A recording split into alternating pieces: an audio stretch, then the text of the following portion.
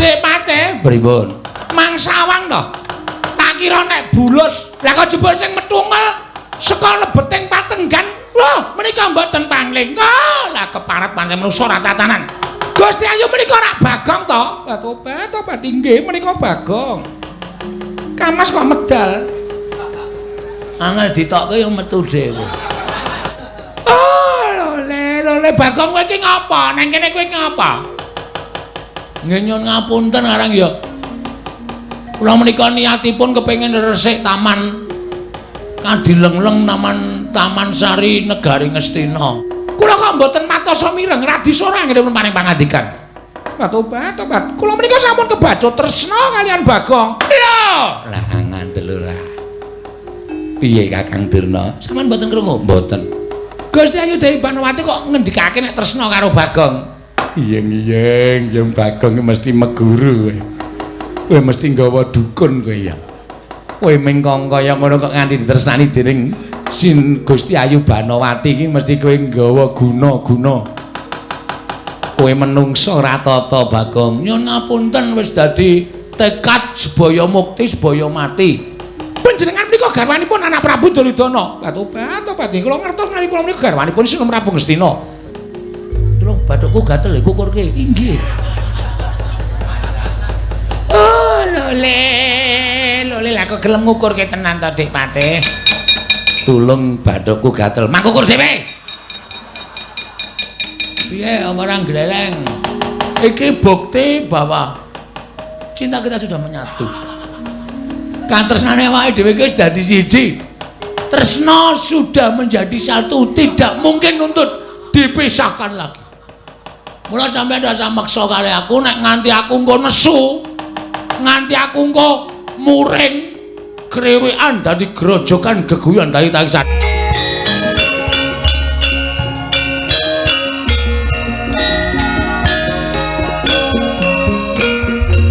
Al-Fatihah tujuh Kiseno Nugroho.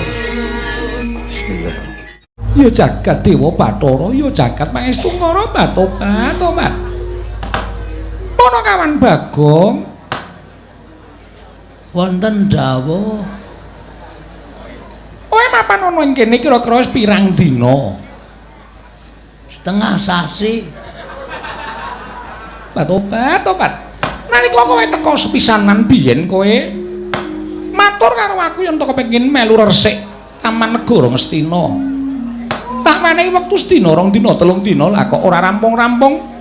Anggere nyapu tok sebar meneh.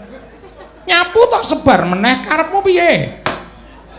Ben suwe Piye? Ben suwe mapan teng Negara Ngastina. Sebabe apa? Kula seneng teng mriki. Mboten ngliwet.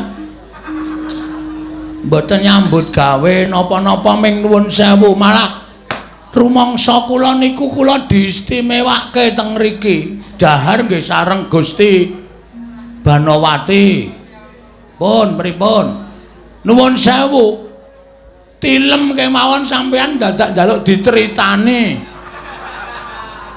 Sampeyan teng Amben kula gelar kloso teng ngisor. Pun bayangke kula nek bengi kaya arep pindah dhuwur e. Tobat. Ngono ya? Nggih. Nek mboten ngoten pripun? Ajeng kula tinggal sampeyan ora gelem. Bareng tekan ngumbahi pun. Sampeyan nek mboten kula sik nguceke ya jarene ora resik. Kula niku kaya ajeng bali niku rasane kaya digondeli ning tidak secara langsung. Sampeyan maringi gawean kula akeh banget niku janjane sakniki kula takoni jujur mawon. Jujur nggih? Iya. Semalam, aduh.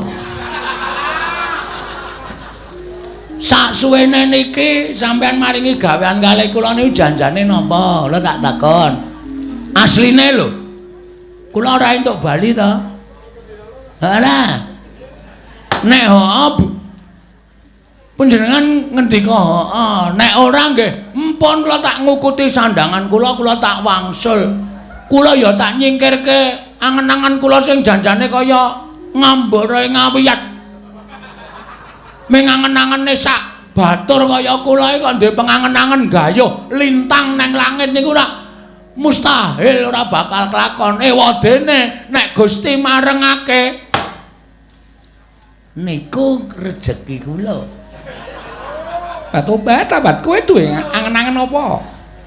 Coba yen kowe gelem matur angen-angenmu apa, mengko tak padhak karo angen-angenku. Asik.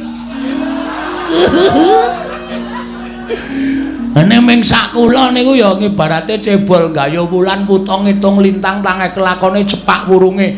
Kowe nalika semono tau crita karo aku. Sing jeneng kang gumlaroning jagat kuwi ora ana sing ora bakal iso dilakoni. Waton kuwi dadi keparenging sing gawe bumi utawa sing gawe jagat. Nggih. Ora ana sing ora bakal iso dilakoni.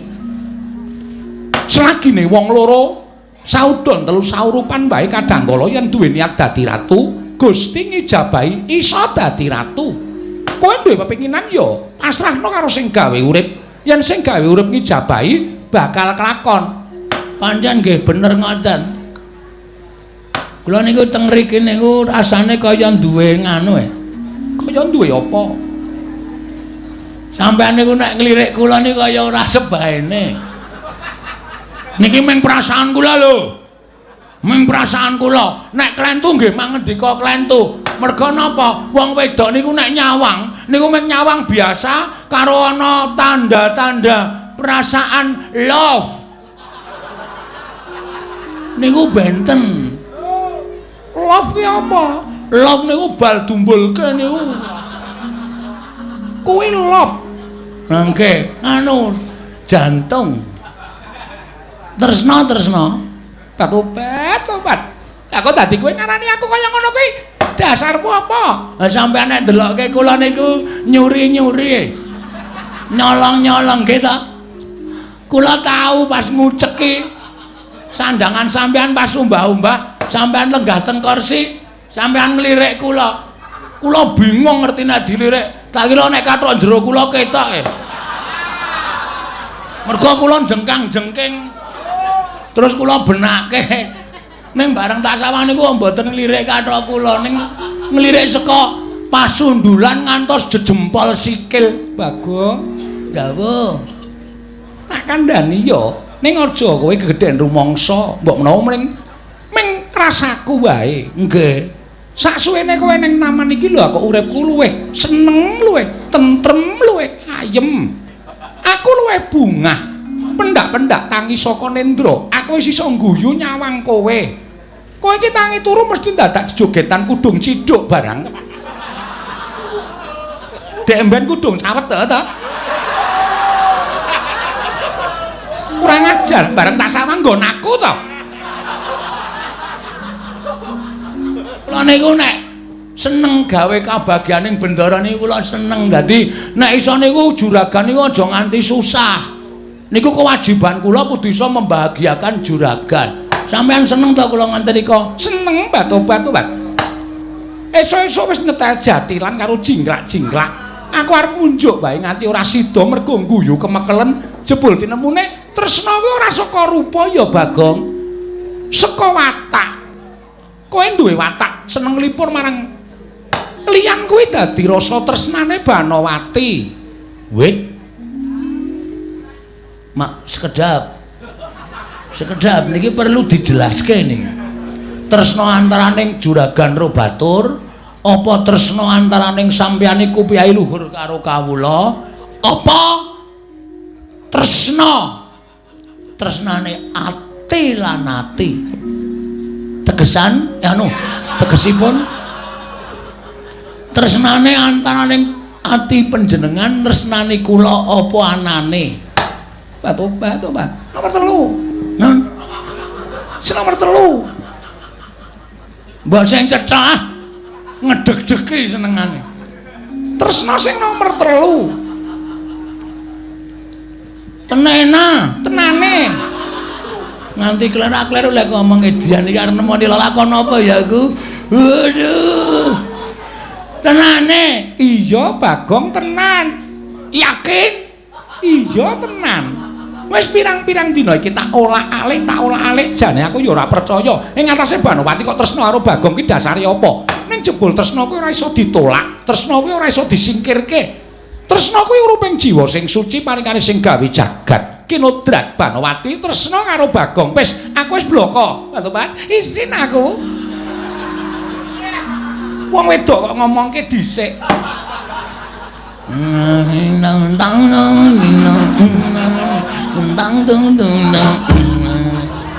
Geleleng iki. Wis cucuk lek ku ngombe ndok bebek.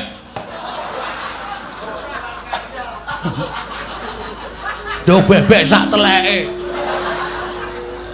Asli to, perasaanku iki wis krasa. Dewi Banowati anggere aku ngepel mesti melu njunjungke ember, mindahke ember. Terus aku ngepel nganggo tongkat kaya osok-osok. Dheke ngajari nyekel tanganku. Bagong, le ngepelke ora ngono-ngono, mujur. Aduh. Anggere sare tak kancani aku turun nang isor, dheke turun nang dhuwur, gayane tangane diklembrehke. Tekan dadaku terus dijine uwi. Ora ngomongke kuwi wegah aku. Isin aku. Ora ngomongke kuwi wegah aku. Nyatae kok rasa isin padha-padha gedene kok isin. Kula wis sadar terus tangane tak balekke nang dhuwur. Blek. Ngerti aku. Atau tanganku tak balekke ning dhuwur. Lah mundhalke alon-alon. Ngerti ora? Iya ora aku krasa aku. Waduh. Tak ngonoke.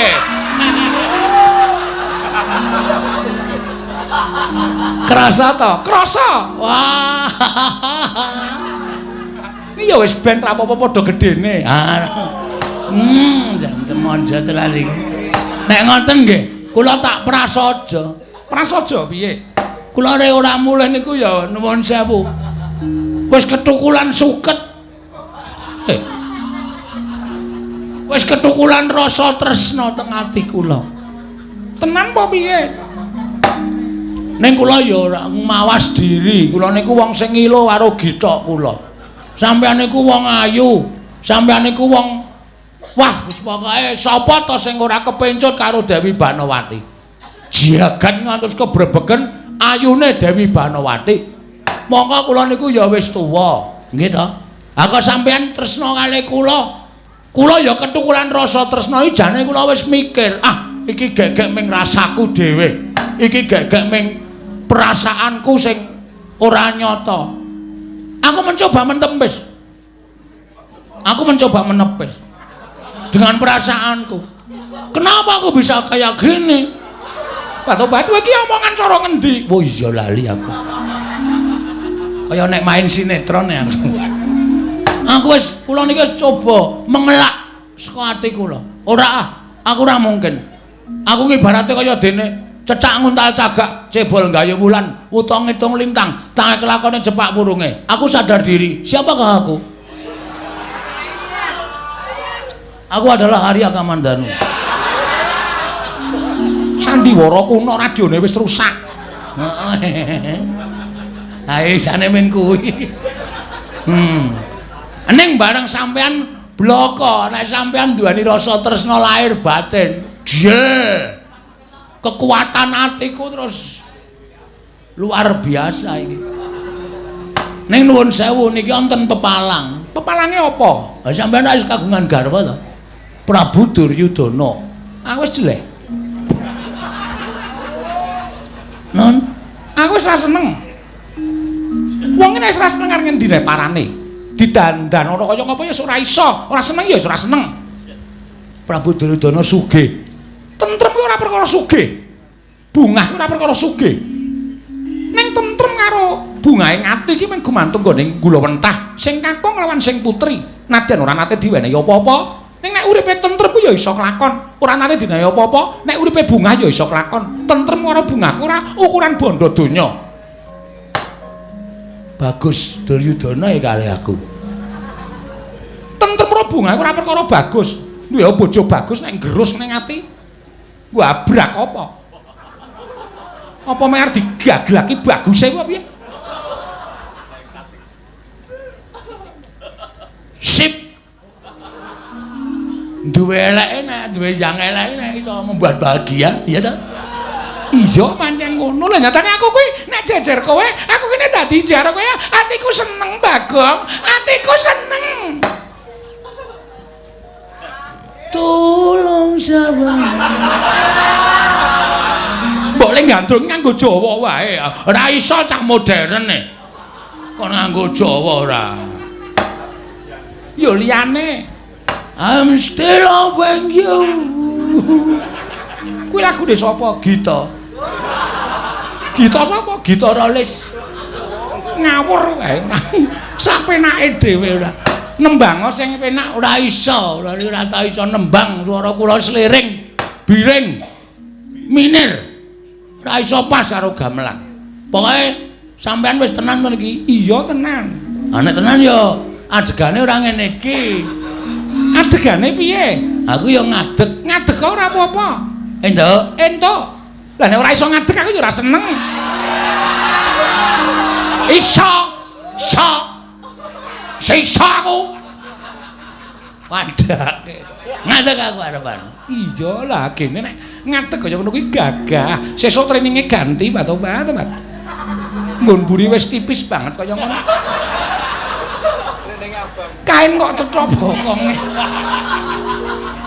karena ora tau tak nggo ganti tak nggo ngosek-ngosek iki dadi kaine tipis kaya plastik to jerone ketok jijik ora ngono dipamer-pamerke sampean ya ora ngono kuwi karo garwa ki sing tata krama lenggah ngisor Pak Tobat aku iki prameswari ya nek wis mengungkapkan tresna karo Bagong ayo selak kowe arepan oke ora masalah ora gelem linggo ngisor ora masalah aku njaluk pamit Barawati aja kowe aja lunga nek kowe lunga aku mati wah tambah gleleng iki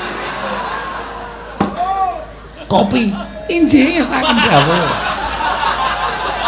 ayo menang dawuh wis ben kopi udugaman kopi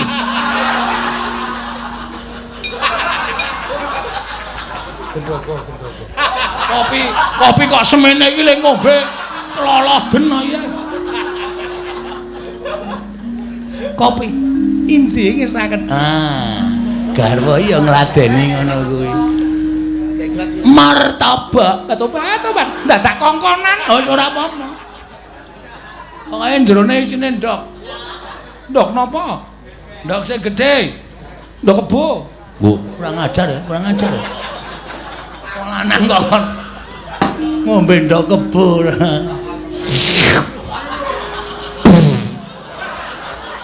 Banawati wonten dawuh kopi apa iki wontenipun namung kopi-kopi sasetan menika ya tuku sing larang Prameswari kok mung sasetan pula kok ampase setengah gelas dhewe gek nang dhuwur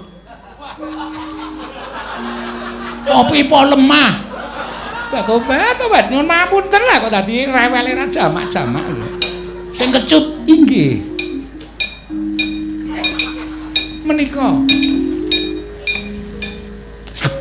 kok ora kecut Pak Tobat wis kecut boten wonten dicelupi apa ngono lho kumono kaos kaki engko ora kecut Pak Tobat ya dadi bojone Banawati ora ndur ngawur kaya ngono kuwi ya dahare ya kudu sing teratur oh iya martabak nembe tumbas aduh selangele sanane kentang ki wigati soalnya aku wis bar nandur kentang samangsa-mangsa kathokku suwek kentange metu Pak Tobat aneh-aneh wae karena ya garwa inggih berarti iki aku wis entuk bobok dhuwur sampun pikantuk tenan iya gek peteng barang entuk bobok dhuwur kok njur gek peteng gek lagi jam 09.00 awan kok wis gek peteng oh aku ngantuk alah gawean lagi jam 09.00 kok njur ngantuk senengane kok njur padake ora ngerti karo sanepa wong ora ngantuk kok dingantuk-ngantukke mataku abang Banawati mataku abang abang ya men ditetesi Wah, angel iki. Ngejak bubuk angel. Ya mlaku-mlaku ya men kesel. Engko anjur ngantuk, tobat. Menapa badhe mriksani lelangen guyon maton? Apa no? Ana apa? Ngono. Oh iya. Ana apa? Wonten niki menika negaring Stina menika pendak yaketen menika nanggap guyon maton. Bintang tamune sapa? Wonten nemban naminipun Tatin. Wah, Bagor Brand. Kathah sanget abdi negaring Stina ingkang badhe nglipur dhateng panjenengan mangke kula ingkang paring dawuh wonten ingkang saking Sulawesi Elisa nggih wonten. Heeh, cangkem elek kuwi to. Inggih. Wonten sinten ingkang swantenipun sae nggih menika Ayu Purwasari wonten sinten ingkang radi nuwun sewu radi sepuh ning Ediane Kepati-pati. Sawa. Prastiwi idolaku kowe. Aku derene karo nganggo kathok ireng to. Tulisane Prastiwi Lovers. Prastiwi Lovers SD Kadipolo 2. Katobat kan tilas kok ditulis sampean. Ya ndana ya monggo kula ndherekaken. Heeh. Pokoke wis lho iki nek aku lara kula nderek sakit. Nek aku mati kula nderek pejah. Nek Prabu Duryodana tekan kene menawi badhe ngunjara panjenengan kula ya kudu dikunjara. Menawi badhe mituna panjenengan kula ya kudu dipidana. Pokoke supaya mukti supaya mati asik. Matur nuwun. Yuk bareng yuk. Monggo. Mamas digandeng. Patu-patu picak apa piye? Picak jengkulmu mlocot. Mengkon gandenge kok padake ndur dianggep picak. Men mesra.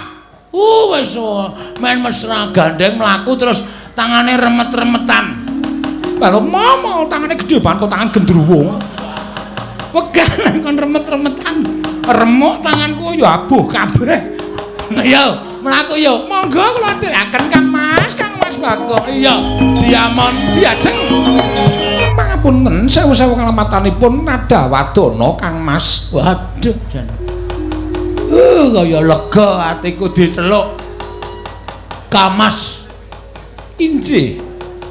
Salebetipun kula panjenengan mresani dhateng guyon maton sembrono parikena para abdi negaring Astina. Omuli tuwuh raos kuwatir salebeting manah kula.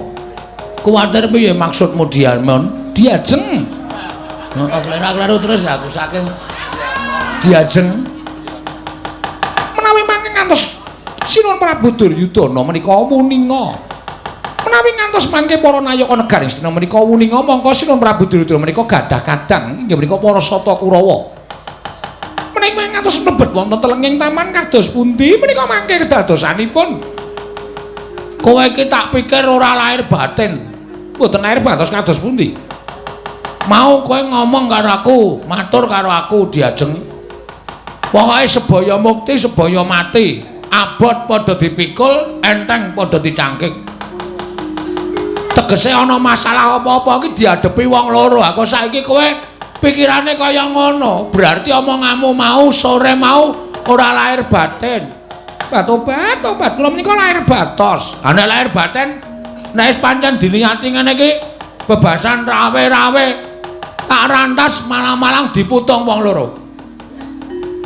Aku mau wis kandha to, aku lara, kowe ngrasake lara. Aku mati, kowe golek dalaning pati. Semono uga, kowe lara, aku ya ngrasake lara. Kira-kira nek kowe tekane pati, pangestumu tak jaluk, aku tak golek rondo. Tobat kok sak penake dhewe le omong. Mulai kula pecah panjenengan ya kudu pecah. Kudu, pokoke mati-mati kabeh. Wis ngono wae ora dadak piye-piye. Sapa sing arep mepalangi?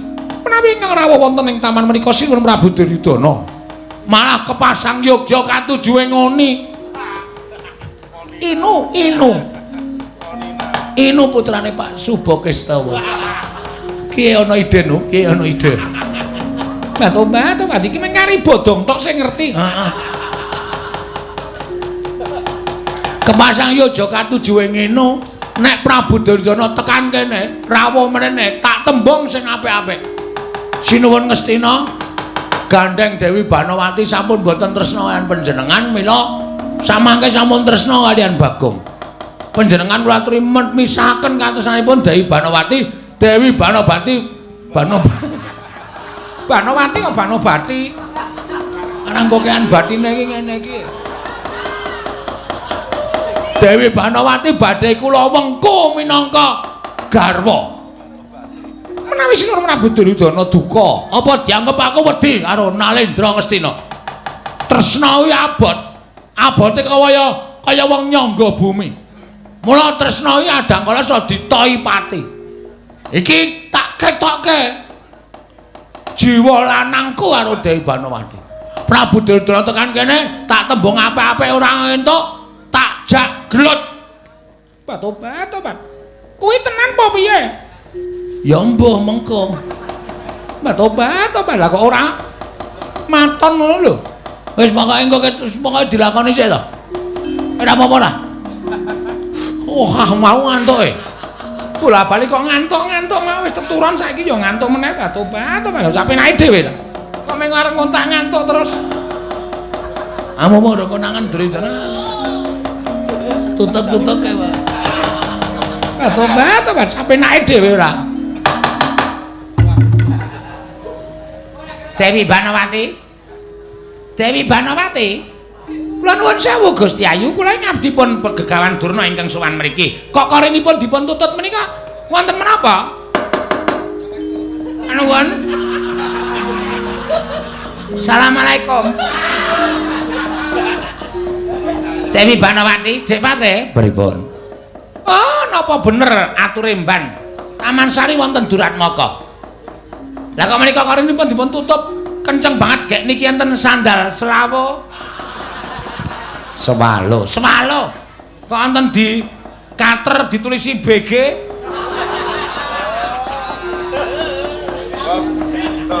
Niki gek Gunawan niki. Ketoke sandale mboten kok nderbebeh sementen gedene. Sandal kok ora ukuran sikil menungso. Niki lho kula jajal welobok ngoten kok. Niki menungsane sikile gedene ra jamak-jamak niki. Dewi Banowati. Kula aturi mbukak korenipun Dewi Banowati kula ingkang abdi pun Begawan Durna ingkang sowan. Gusti Ayu, Gusti Ratu kula ingkang sowan. Tobat. Pripun menika Kang Mas? Bukake. Panjenengan dos pundi? Aku tak ndelik sawetara wektu. Nek kowe ditakoni apa ana wong lanang sing mlebu kene, terserah kowe. Nek kowe arep ngaku, tak akonane, nek kowe ora ngaku, wis pokoke engko dilakoni iki ngibarate kaya dene wong nyemplung kali wis tekan tengah. Ayo golek watu padha ndodok bebarengan.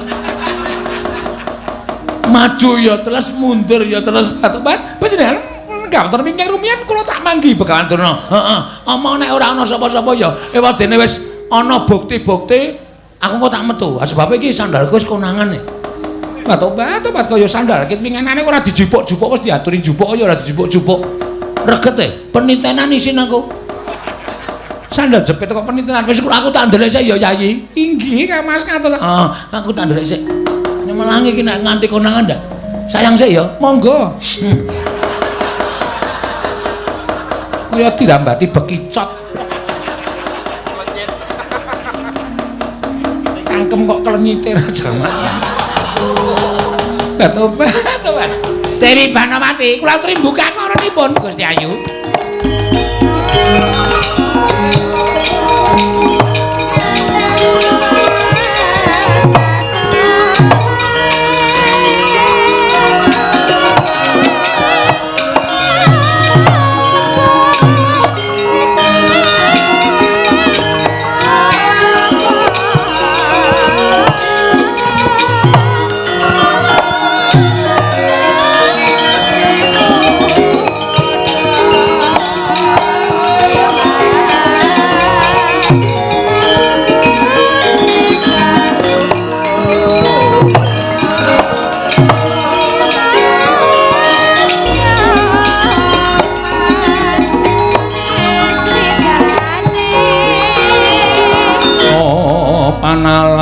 Majaring ratri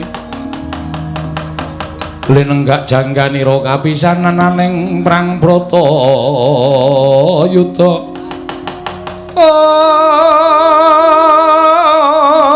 omong mustaka kabuncang mungguing wana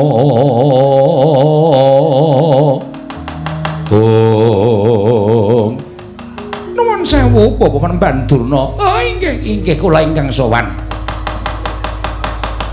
karah rejan rawuhipun wonten ing Taman Sari Negari Ngastina. Oh inggih wilujeng Gusti Ayu wilujeng menapa to sababipun direjeng nganti rawuh wonten ing Taman Negari Ngastina monggo mboten sareng kaliyan Koko Prabu Duryudana. Oh menika wau ngaten nggih Gusti Ayu salebeteng kedaton menika dedrek krana pangraosipun ingkang raka panjenenganipun Gusti Ayu menika sajak beneh kalenadat ingkang sampun lagak lage-lageanipun menika benten kalian ingkang sampun kelampah mila ndadosaken sungkawa penggalipun anak Prabu Duryudana tumunten dipun rembag dereng ngantos purna anggenipun sami rembag wonten pelajaripun nemban anggenipun atur pelaporan dhateng Prabu Duryudana bilih salebeting taman menika wonten satunggiling priya ing mapan wonten panjenenganipun Dewi Banawati nggih Gusti Ayu Prameswari Dewi Banawati. Kula nuwun sewu Gusti Ayu menapa leres aturipun nemban menika kala wau tobat banget Lingayawara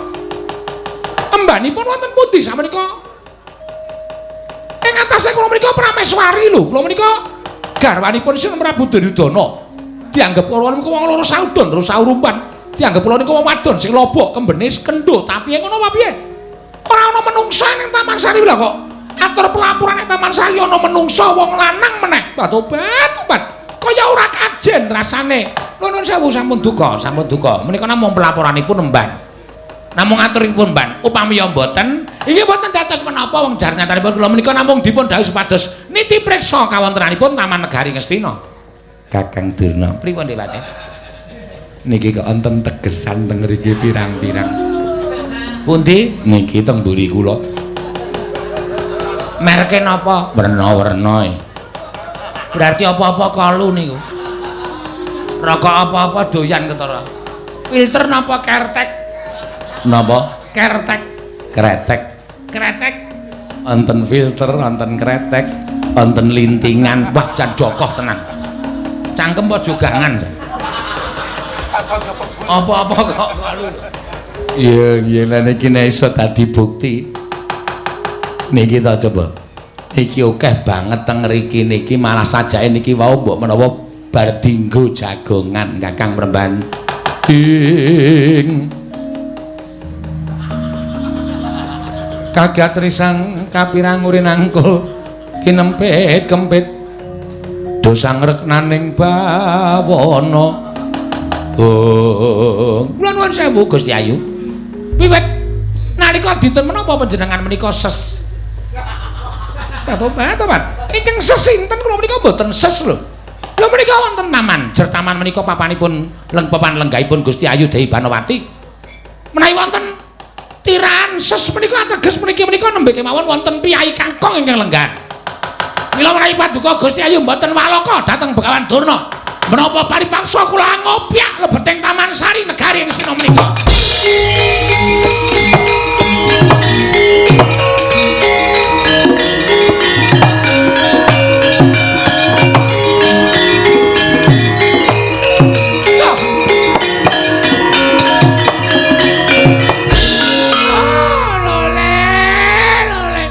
Kentos maluh gembar manyar-manyar duk neng dungkul wana dadi alas-alas dadi wana. Depate pripun? Mangsawang to. Tak kira nek bulus.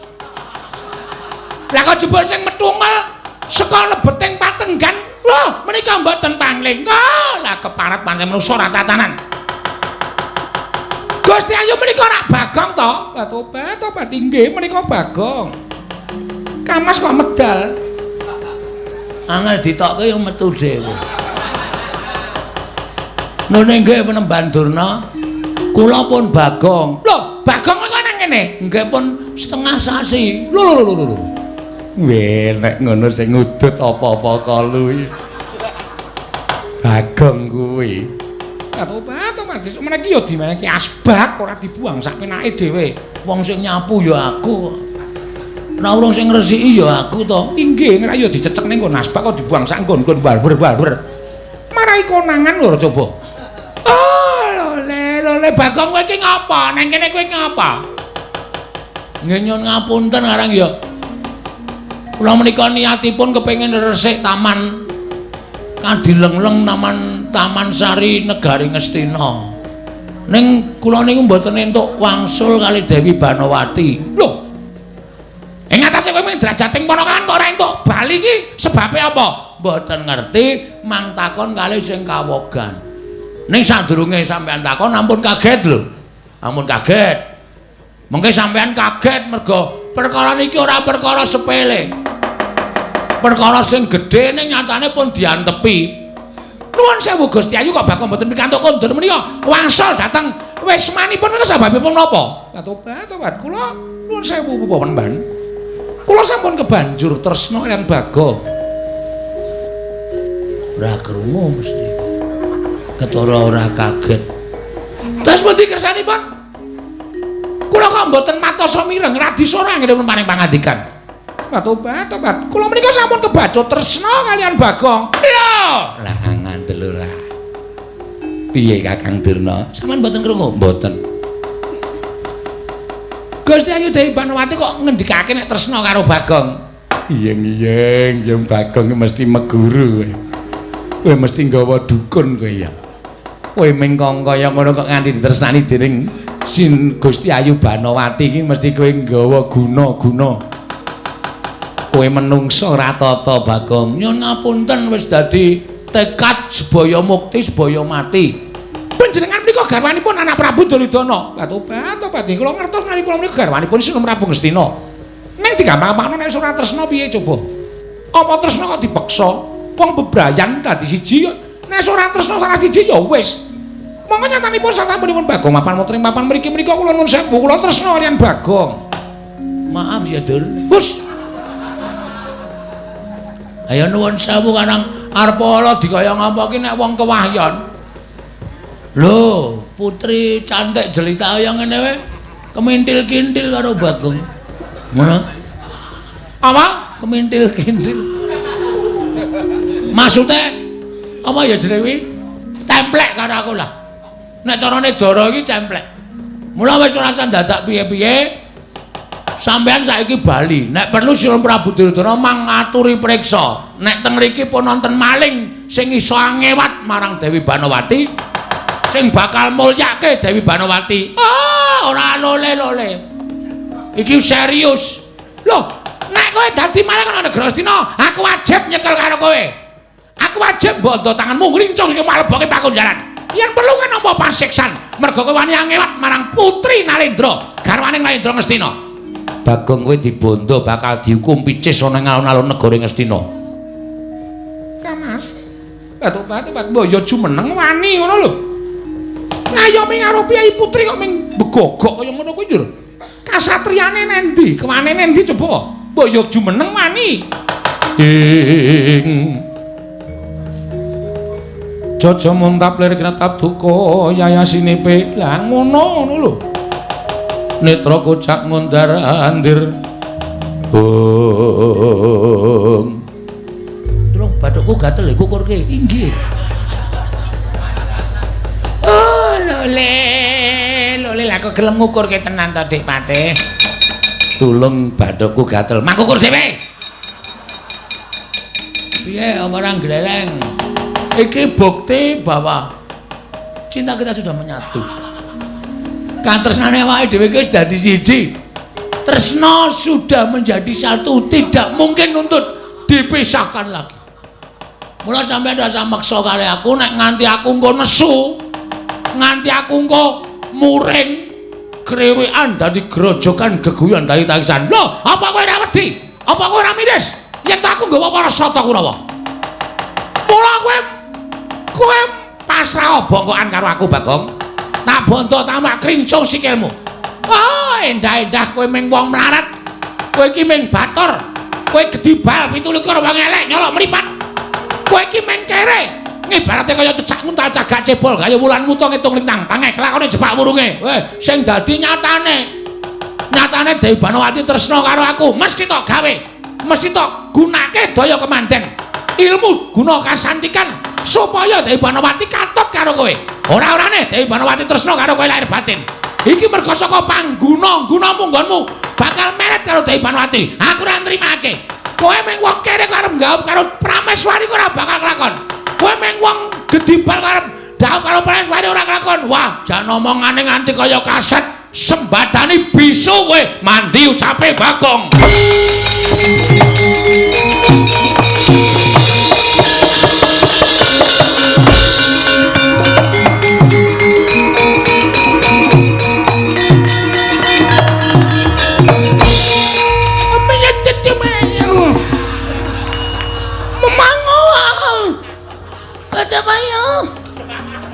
Gegede bale citu kapok kowe wong karo wani karo wong lagi ketrima ngene iki oh sak ciptane dadi sak sediane ana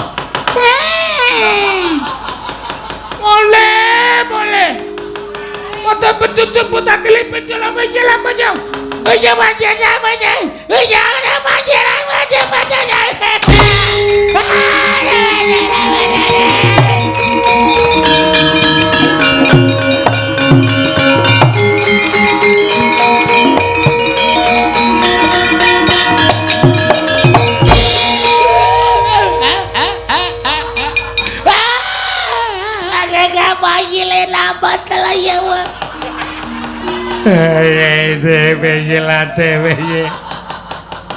Tobat Kang Mas menika ginaken menapa lho kok iso kadri kaya ngono. Piye apik to? Wis ben mengke wae wis ben omong dhewe-dhewe. Oke ciumu ya betelnya. Gede sile menenye.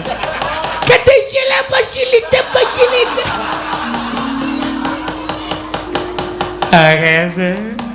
Iya dalam hasil. Apa ora kowe? Ebu. Apa? Ebu. Ebu bapa. Bapa aku abu. Sing cetha nek omong wong tuwa kan omong ora cetha. Bapa, abu bapa. Bapa aku abu bapa. Kuwi tegese apa Kang Mas? Bagong aku kapok. Ayo ngayal karo aku asepatane bisu ora iso omong tenan. Baba. Boleh. Ketepala debat dadan macet-macet. Baba, aku ke baba. Aku atut baba dilabas. Kapok tenan apa tetet ora wani karo aku lewati adat wajah bapa datu bener Balia kaya wingi ngene kowe wong loro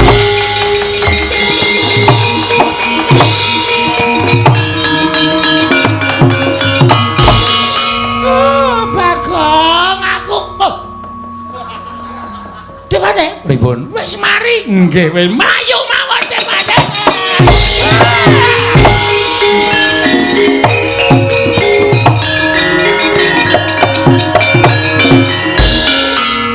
sembetrengane wong lagi diwingno wong dening dewane. Percaya ta karo aku? Inggih, Amat Pak Obat pinter banget. Nang jiwit iki ora nggon cangkem.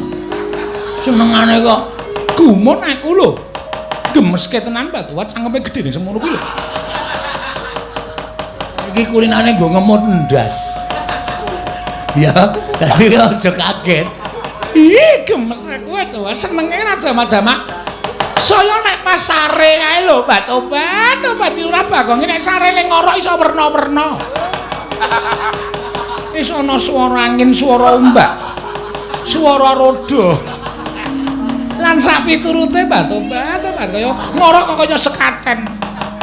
Anggape cangkemku alun-alun piye? Njero sapenake dhewe. Iki ora mung tekan semene. Iki mesti akeh sing do tekan kene aja kuwatir. Tenan, ning aja kuwatir, selagi aku isih ngadeg nang ngarepmu Dewi Banawati. Katresnane dhewe ora ana sing medhote. Aja kuwatir. Sapa sing ndro taman legane iki?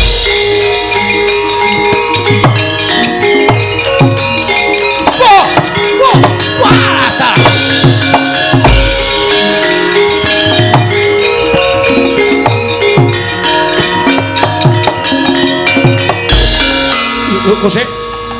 Lah iki Bagong lho iki. Nggih. Walah dalah menungso ora tatanan.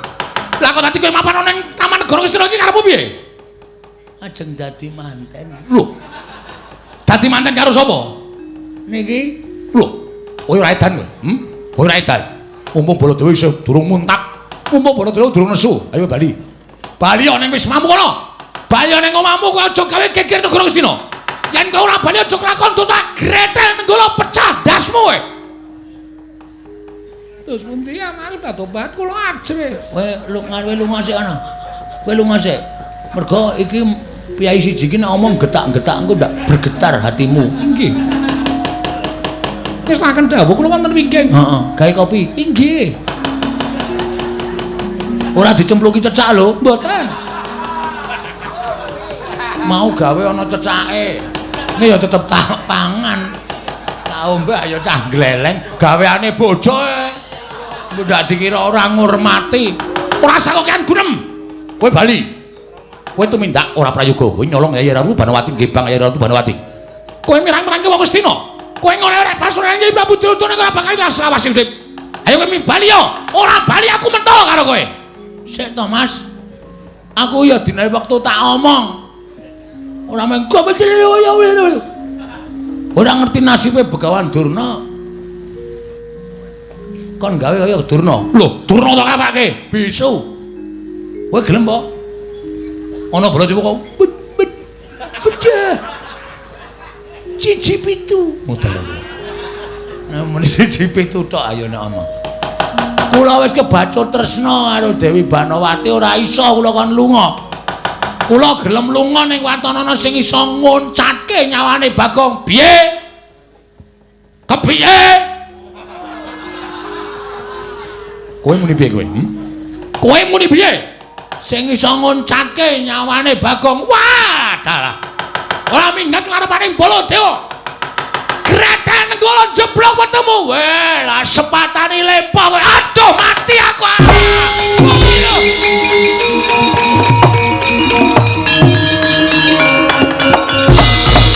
Aduh. Waduh mati aku iki. Iki dayane opo iki? Lah kok sikilku kaya ora ndek kekuatan mlumpruk, kaya ora ndek otot bebayu, kok ora ndek otot balung ora iso tak obahke iki piye, Bagong? Ah, wis. Goleki kursi roda ye. Aja edan kowe. Aku dibalekke. Balekke nendi lho nyilih rung rampung kok kon balekke. Mboyo sing apik nek ngomong iki, Bagong, aja edan. Bagong, aja edan. Kowe iki salah, kowe iki kleru. Kowe aja tumindak kaya ngono kuwi. Wis pokoke sapa wae sing mepalangi karepe Bagong, rawe-rawe rantas malang-malang bakal tak putung. Aku ora mawas sapa wae. Aja kok Semar, Petro, Gareng tekan kene tetep aku arep garwa Dewi Banawati. Wis dadi niatku. Tur dasare Dewi Banawati wis tresna karo aku, wis ora bakal iso diogreh-ogreh. Sapa wae ora iso dadi palange Bagong.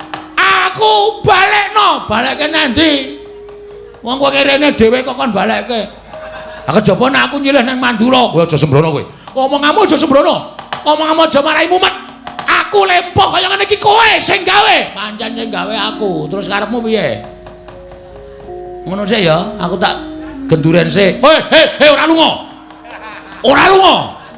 Ah lunga ora sak karep wong sikil-sikilku dhewe. Bagong ora edan. Bagong ora edan. Bagong kowe tengok kono wae.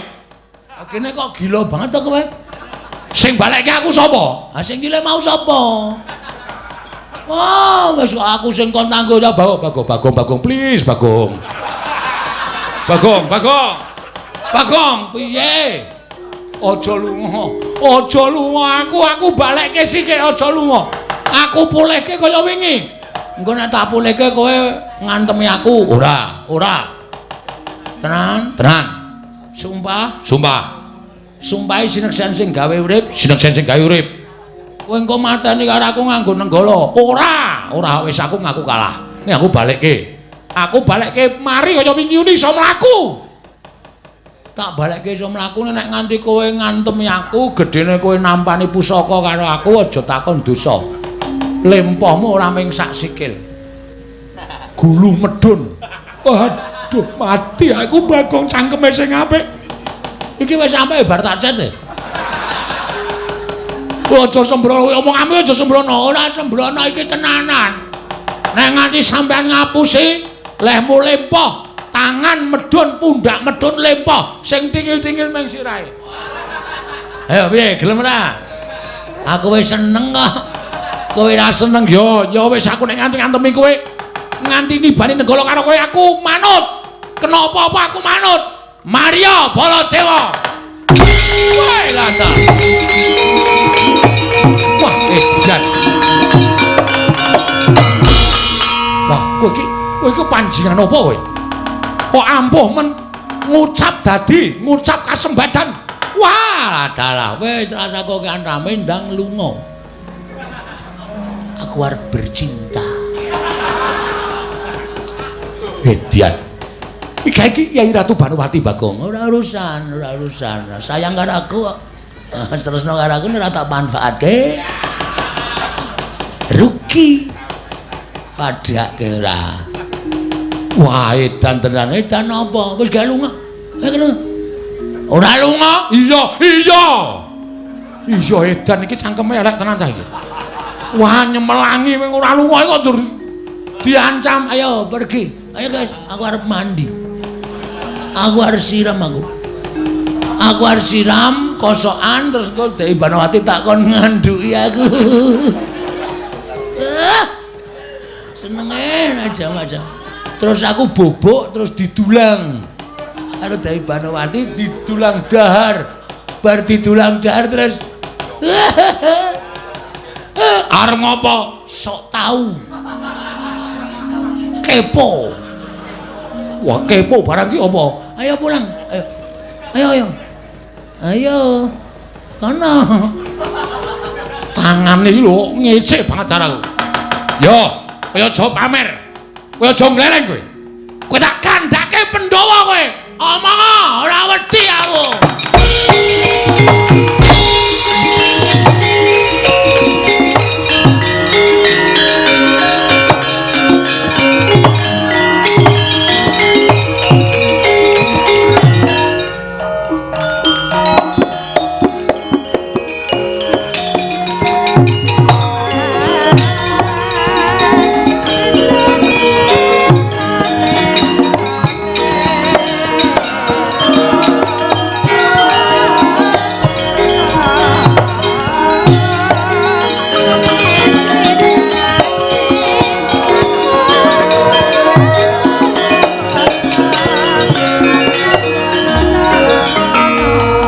Tobat. Mboten graita babar pisan bilih panjenenganipun Kang Mas Bagong saged ngrampungi perkawis. Kula menika gumun lho. Panjenengan kok lakon-lakon saged kados mekaten menika dayanipun menapa? Aku dhewe ya ora ngerti ning sing penting rak berarti iki wis iso dibedhek. Nek pancen perjodohanmu karo aku kuwi pancen wis diayomi karo sing gawe urip ketitik. Sak ucapku mandi, sak ucapku kasembadan. Wis Banowati. Mula Kang Saka kuwi kok aku wis ora bakal mikir ringa-ringa. Inggih. Ya, inggih. Aku saya sumuk inggih kersanipun godhogna wedang. Badhe kangge menapa? Siram. Tobat. Ngestina menika sampun wonten toya ingkang mabenter. Kari ngencurke? Inggih. Asik. Nek aku dempenge kepanasan nih. Pol tak panaske tak nggo ngrujuk sirah nglothok ndasku. Tobat ora nganggo toya adem dicampur ben supaya anget. Ayo cah desa ora ngerti. Monggo kula dheraken dhahar menapa-menapa. Ya martabake wis teko. Sampun. Ya dhahar bebarengan karo ngrungok-ngrungokke apa. Santai, pokoke engko lelakon selanjutnya mung kari nglakoni. Pokoke ora usah kuwatir kowe karo aku tetep siap. Inggih ngestaken dawuh. Ya mlebu mburi. Monggo kula dheraken. Ayo gandeng. Nggih.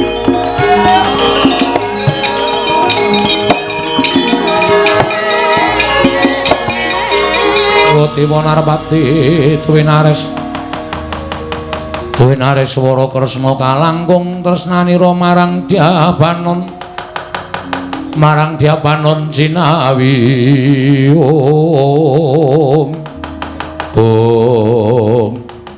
Koko Prabu Mandura melajar kados lare alit minggah madyaning Datraya karya kagiat kadang-kadang paduka para Pandhawa wonten menapa Koko Prabu wonten menapa Baladewa kakangku eneng apa Koko Prabu Mandura wonten menapa Yayi sewu-sewu kalepatanipun Raka Tadah Wadana ngantos suping tata krama kiranging Subasita anggen kula ngabiyantun ngarsa paduka Yayi Samyaji karana lampahan ingkang lampah wonten negari Ngastina wonten lampahan menapa Koko Prabu kepareng ambabarana ingkang sejati dating ingkang rayi ngamarta mugi dados ning kawiningan kados menapa kagiyating manah kula nalika semanten ingkang Raka tinimbalan sowan wonten negari Ngastina ngrembak perkawis penggalipun Nyai Prabu Duryudana ingkang sajaipun nembe boten tentrem kedadak sowanipun abdi taman negari Ngastina munjuk atur kersanipun Nyai Prabu Duryudana bilih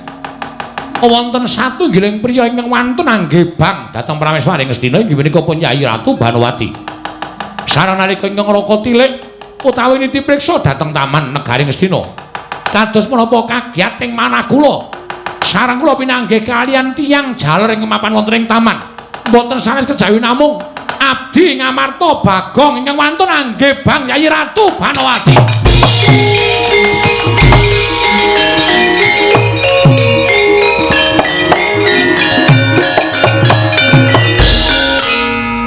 Werkudara nggih Janaka klepat tanpa pamit wah ngerti sing dibeda ya kuwi Banowati tanpa taliwara Koko Prabu nggih menapa Koko Prabu sampun prisa piyambak sampun ngantos paduka Kanjeng Koko Prabu menika wadul dhateng Nyai Prabu Darmaji namung pawarta nang nyatanipun boten kababar dados kasunyatan Kresna kowe aja micake wong tuwa aku adu arep dhewe karo Bagong malah sajake Bagong mentas meguru anyar dheweke digdaya sekti kalintang jayane perang lagi wae arep tak wenehi pengajaran arep tak bondo tak krincung sikile Bagong nyedake aku lempo aku ya lempo tenan lho lah kok kados mekaten kekiyatanipun Bagong lho nyatane ngono nek ngaten kok Prabu Lelana kula nyuwun pamit kula ing badhe nitik dhateng Bagong menika kados pundi kawontenanipun namung kepareng ngono kula badhe idi palilah mbujung dhateng Mun Arjuna mangke mindak Janaka menika tumindak ingkang kirang prayogi inggih menawi Bagong saestu nanging menawi nuwun sewu menika wau saes Bagong lak kriwikan dadi grojokan geguyon dadi tangisan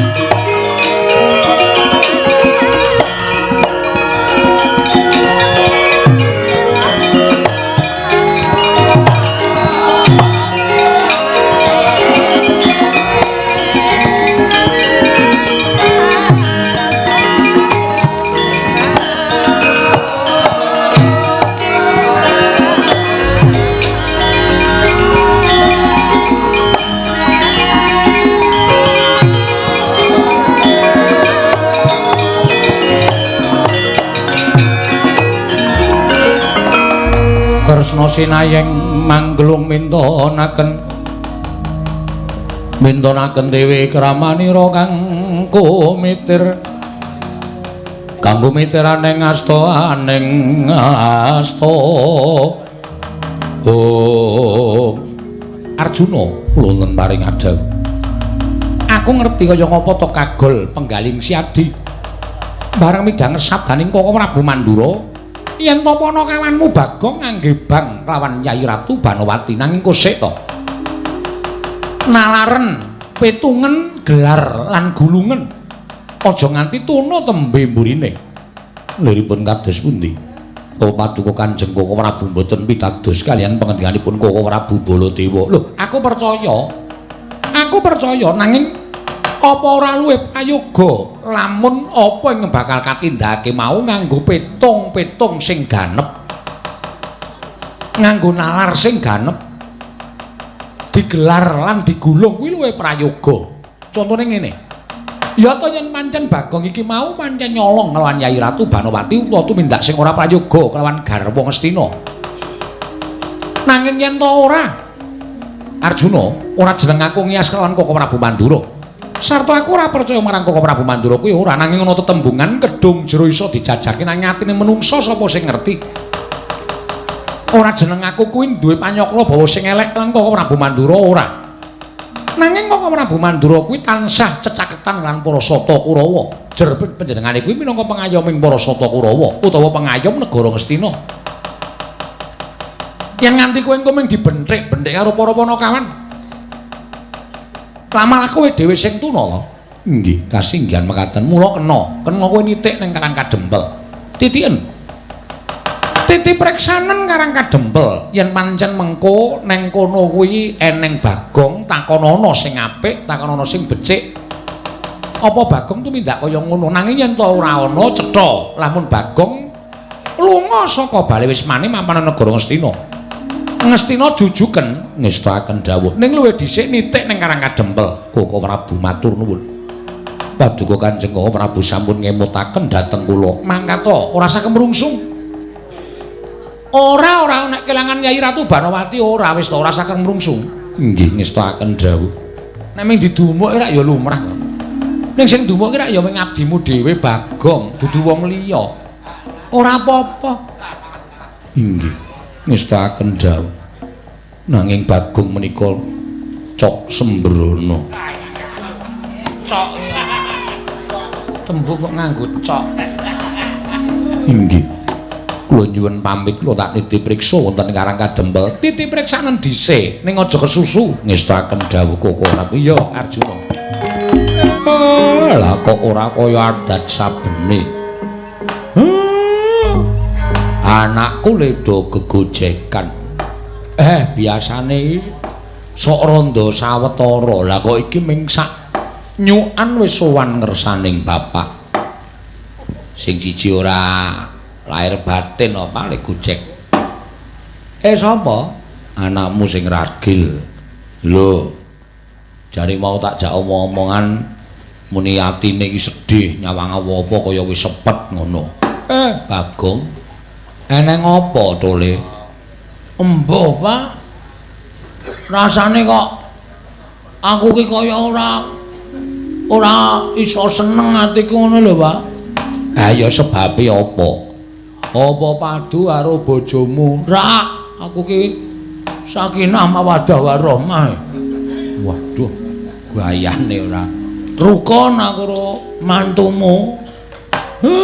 Apa duwe perkara tangga teparo? Ora, aku ki wong sregep. Lah ngopo kok sedih? Ambuh. Radong aku, Pak. Aku ki kok ngimpi. Ngimpi apa? Ngimpi ki untuku pidhil, Pak. Untune copot. Heeh. Jarene wong ngerti untune cepling ki arep kelangan. Jarene ana sing arep ora ana, mbuh kakangmu, mbuh sedulurmu, mbuh sapa sing ora ana. Mbok tulung Pak dijawabke dadi mati gareng wae. Sampluk menclak. Sembrono. Wah, sembedeng. Tonyo sisan. Kene iki anake cilik-cilik padake ra. Rasah to gagas. Wis sing baku atimu seneng. Nek pancen kowe rasamu sedih, Nyuwun ngersaning Gusti supaya atimu digawe seneng. Wis bola-bali, Pak. Mbah pirang-pirang dina iki kok aku ki ngewangi bojoku masak, rekane ngrajang lombok ya keperang. Drijine kena lading.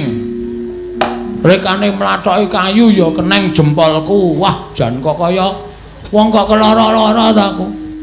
Rekane ngewangi anakku kembulan mangan ya entek. Wah. Awi jenenge ora kesonjombaya pancen kowe iki bladhok. Nggone anake barang dipangan. Embuh mer aku rasane kaya wis memeng ae lho. Mau aku dampiri gareng dijak gara-gara mau jane aku arep izin.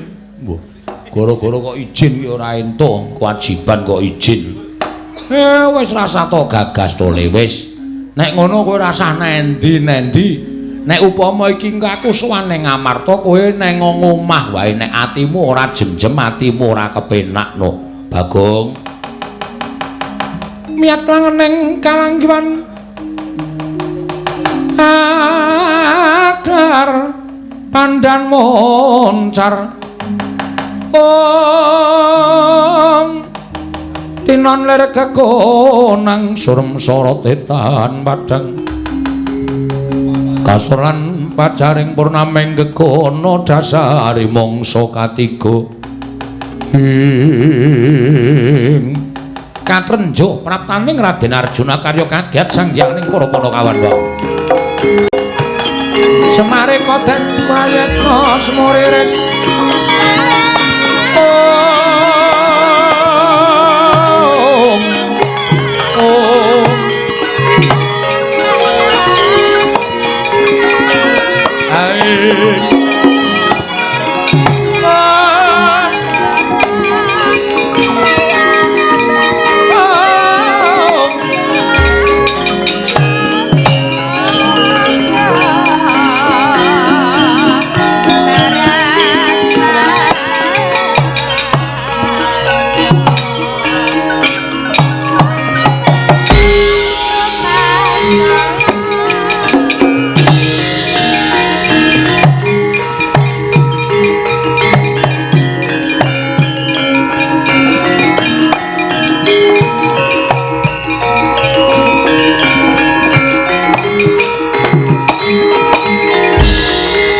Koden prayitna semurire seko bali titiyani gandayani tresanya purnama sasi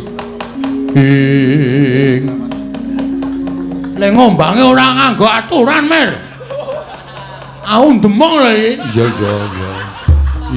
aja kuwatir Semari watone lekop ora ngambah telu barang ngambah telu binon bingung kok binun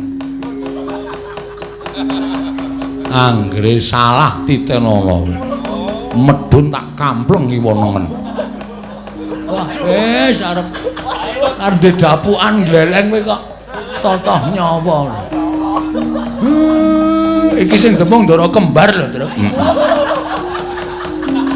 nekula karo nekuli iya wis kuwatir ora obo sasae lho Mar ora ngerti-ngerti mangu apa sih manyura tratapan aku wis tuku iki wong cah pinter kok paketan wae lho iki Mar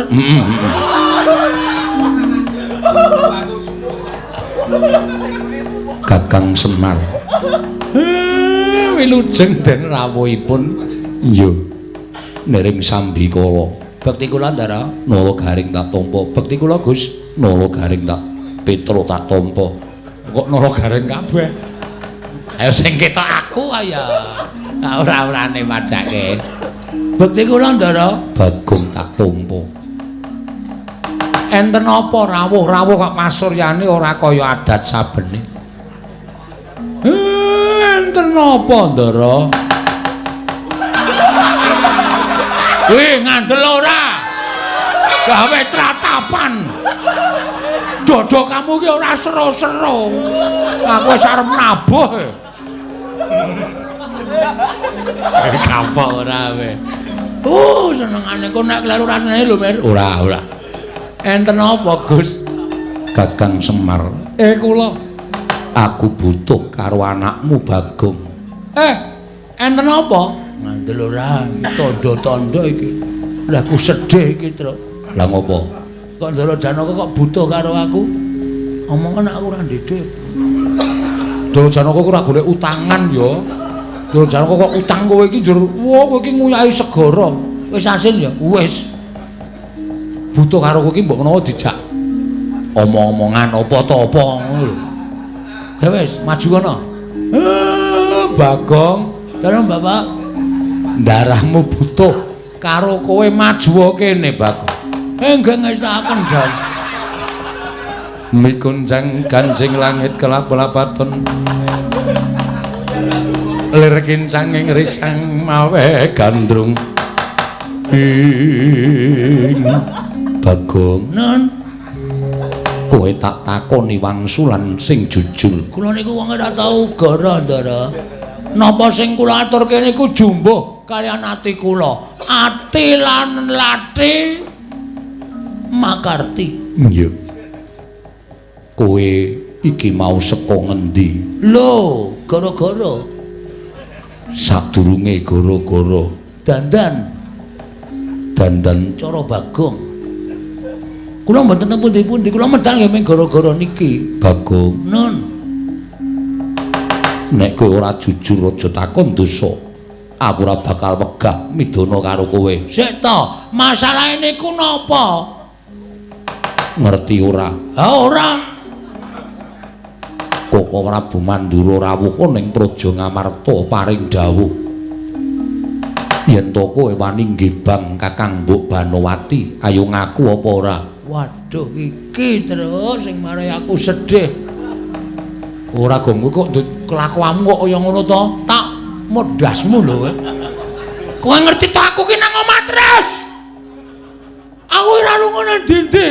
Lah kok wani kowe nggibang Ndara Banowati? Truk. Ora memperkeruh suasana to. Wo, berarti kowe lunga nggawa tas kae to, Gong. Tas go ngembleki ndasmu iki kok. Kowe ya ngono kira iki malah mempersulit keadaan. Den kula ora teng pundi-pundi. Anak kula kok nggibang Ndara Banowati niku anak kula niku pahitane napa? Omah ming kari kompor tok. Nggibang Ndara Banowati niku terus pahitane napa, Den? Ampun percaya karo ngendikane wong. Ning diteliti kula niku mboten pripun-pripun, Ndara.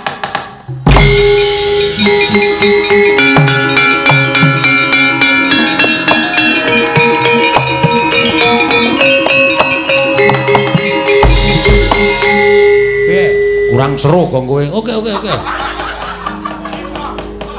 Ameng sing siji sing seru ki meng ngintil apa piye, Gong? Ora apal-apal ora. Sik aja bahas aku nabuh. Iya. Aku lagi dijak rembugan Ndara Janaka iki. Bagong, Nun. Mingkari ngaku apa ora?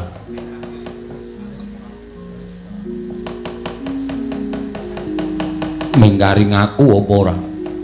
Estu kula mboten pripun-pripun, Ndara. Yakin sumpah nek nganti kula niku ngapusi kali Ndara, lah mbok kula manut dinapak. Malah dolanan drei. Iki pusaka aja sapenake dhewe. Nek kowe ora ngaku tak longgo warung madukmu jebol. Truk, ajak kene warung. Wo. Kowe krungumu apa? Tak longgo warung wadukmu. Entekno aku sing bayari ngono. Gong, kowe iki dalam bahaya ora lucu sik to? Iya. Dalam bahaya kok isih gecul ora sapenake dhewe. Kowe iki didepi keris ngono kuwi. Nek Ndara Janaka nesu tenan, kowe dinyunyuk keris kuwi modar le. Kok longgo warung. Ngosmane kok nek warung tenan aku kandhane, Gong. Truk, iki kondisine genteng lho, Truk. Ora glece sapenake dhewe. Ndara Janaka wis nggawa pusakane nganti aku disuduk, mati tenan aku. Aku piye, Pak? Mlayu wae men slamet.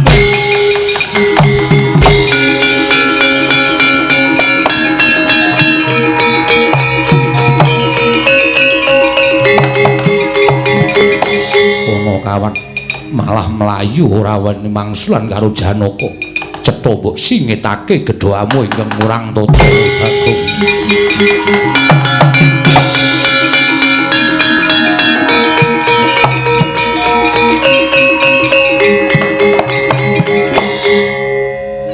Terus nek cara mulih nabuh kaya ngono kuwi kowe gampang kesel. No penak wae. Engko nek diseseki dadang lagi keras. Ning iramane rasah tambah. No tak dadang nek ngono. Wah. Rambuté gondrong kok susuh emprit.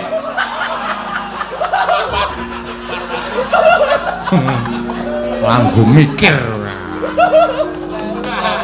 Konjur apa-apa Arjaya, aku pitil tanganmu nek carane kaya ngono kuwi. Ha iya ya. Golek alem.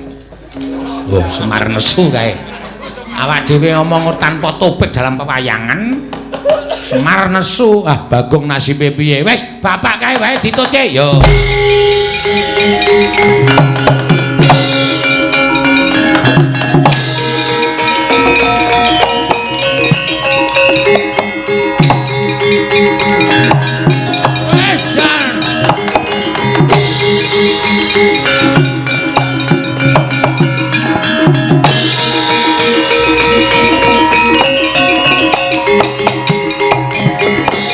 Ngandel ora wis iki numusilaku ngrajangi apa-apa kena lading ngampaki kayu kecocok sikilku. Aku meng arep diarani Gebang Banowati. Anjo aku ki posisine sebagai apa wis coba. Nek aku ki satriya, nek aku ki paling ora ya sing duwe pangkat, duwe derajat ngono wangun. Ha meng kere kaya aku kok nyenengi Banowati. Monggo kana Prameswari cecak nguntal cagak cebol gayo wulan puta ngitung lintang. Kok Ndara Janaka kok tanpa ndek pikiran kaya ngono lho. Monggo Ndara Janaka iki nek wis nesu tenan ngasta tespen ngono kae. Mesti wong iki pateni tenan wis ora iso dindakke tenan. Cipate Ndara Janaka panjang kaya ngono. Wis jan ngrekoso uripku iki. Aku ndelek ya mesti kecekel wis aku nek ora golek cara supaya ora kecekel Ndara Janaka modar tenan aku.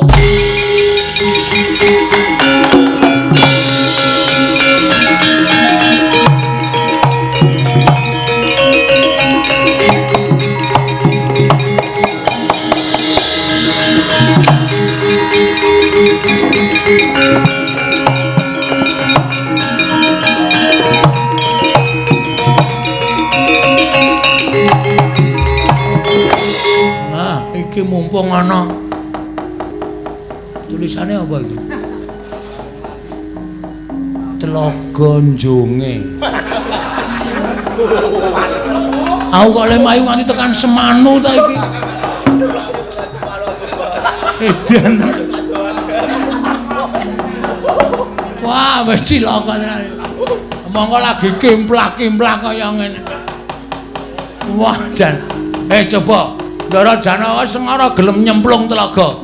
Aku ak nyemplung telaga iki wae. Nengah rak sengara dipateni karo Ndara Janaka sing penting urip. Dasare aku ya pelatih pon. Wage kliwon. Paing Jumadil Awal, Jumadil Akhir. Nek ora ngono ora rampung-rampung ki aku ndak tak nyemplung terus mbecang. Mbecange men ora ngerti. Bedang ki ora nganti klelep ngono ning sikile mancal-mancal nggih ngono ki jenenge bedang. Oh ya iso nek gaya dada.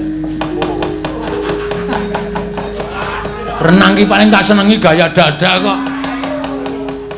Anggere wis cek ngono. Mengkari sikile ngene-ngene wis beres cetha kemambang ya. Nyemplung ah.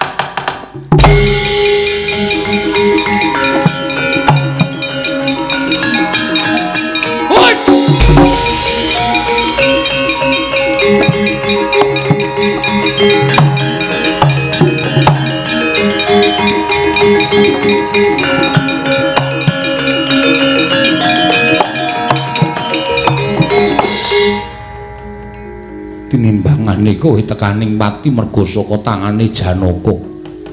Kowe golek dalaning pati Bagong Syukur. Muga-muga nyawamu ditampa karo sing gawe jagat diapara. Keluputanmu nggon wis duwe gedhoan wani bakal ngewat kelawan Kakang Mbok Ayu Banowati.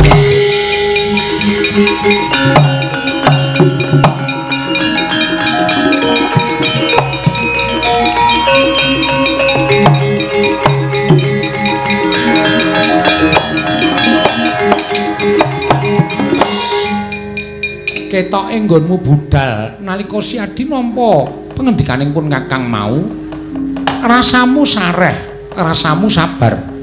Nanging bareng karo Bagong lah kok mubal babaling kanepsunmu. Mekasan kowe ngliga pusaka. Bagong mbok agar-agar tok pateni tumuli Bagong nyemplung ana ing telenging tlaga ing kegedene semene. Arjuna wonten paring adhawu. Aku rak wis matur karo Siadi to, aku wis kandha karo sira Yayi.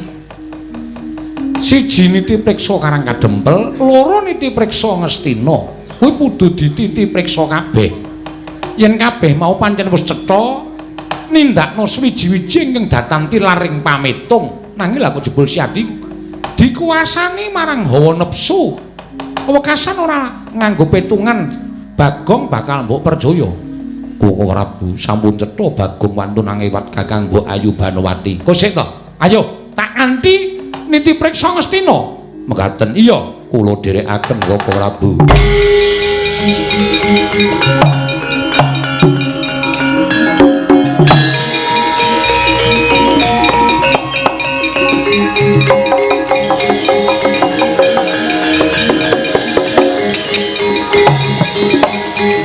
Iki sing jeneng cenanangang. Wis disuwuk barang isih nano-nano. Nek nabuh terus ya iso gamelan dhewe.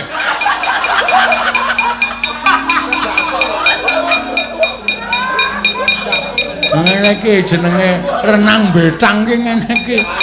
Ora iso klelep. Ya piye gleleng to aku. Pokoke anggere slamet saka Ndara Janaka wis bangane aku engko nang pinggir tlaga dinyunyuk pusaka nyus.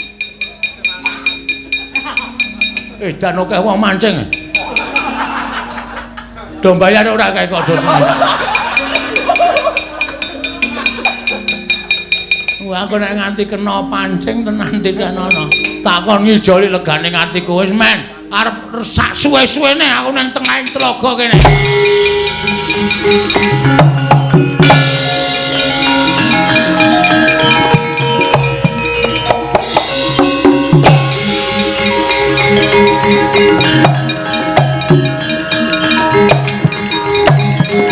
Ucap kacarita Ki Lurah Bagong ingkang kumambang wonten ing segara Anakan. Nalika semanten datan ngertosangkan parane kaya sinedhot ponang toya wonten sak lebeting toya ya dasaring Bengawan. Kejawi nalika semanten sejati kang pranyata amung sinaut Sang Hyang Baruna manjing gisiking Bengawan.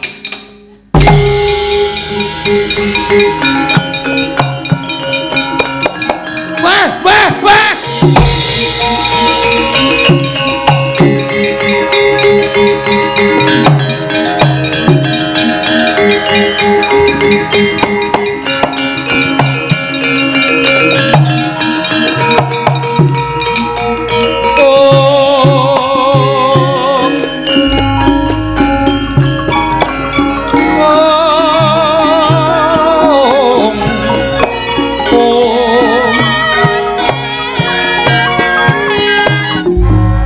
Kowe iki wong dhuwur akeh umpan kok malah nyaut aku.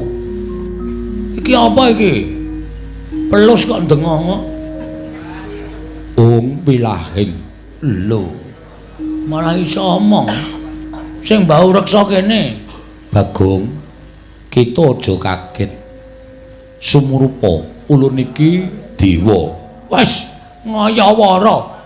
Dewa kok ula. Dewa ya menungsa, ngerti ya? Dewa kuwi dumadi saka pirang-pirang titahing Ubathara. ana ing asipat menungsa, ana ing asipat satawana, ana ing asipat beriberan, ana ing asipat Burontoya, lan uga ana ing asipat wujuding sato wujud naga kaya ulun. Wah, anggih nyuwun pangapunten. Panjenengan sinten Bu Ulun? Ulun Sang Hyang Baruna, dewaning ya kuwi buron ana ing samudra. Oh, dewaning iwak. Iya. Piye kabare Bambang Tawes? Kok malah takon Bambang Tawes? Jare sampean dewaning iwak mesti kenal karo iwak-iwak. Joko Menjair iki sesuk bakal dadi korban Joko Menjair iki. Karo Agus Lele.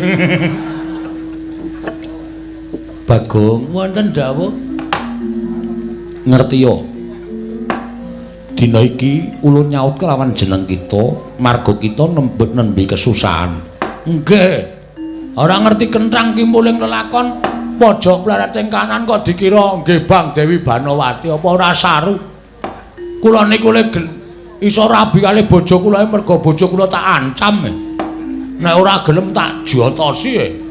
Maka bojo kula niki seleleke menungsa.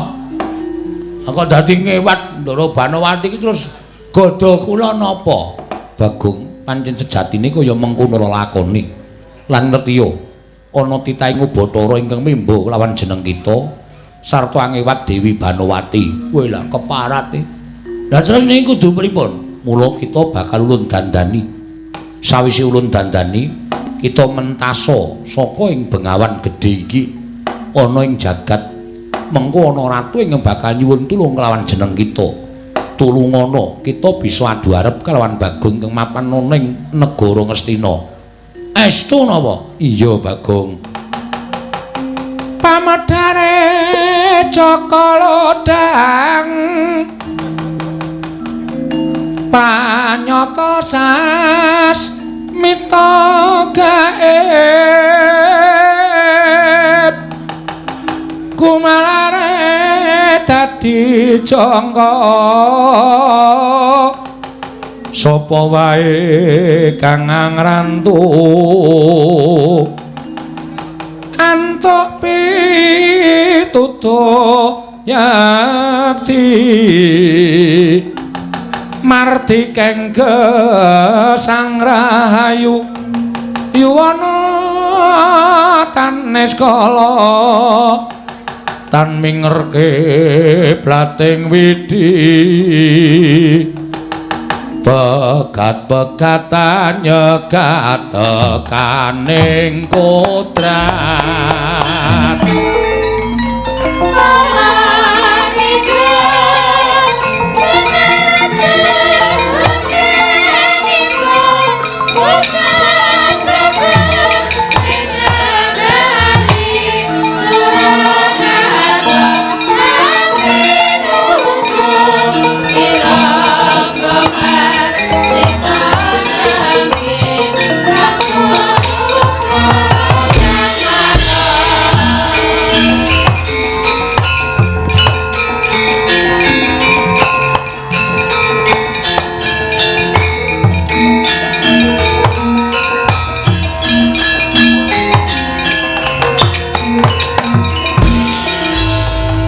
Gunjang kancing langit kelap-lapaton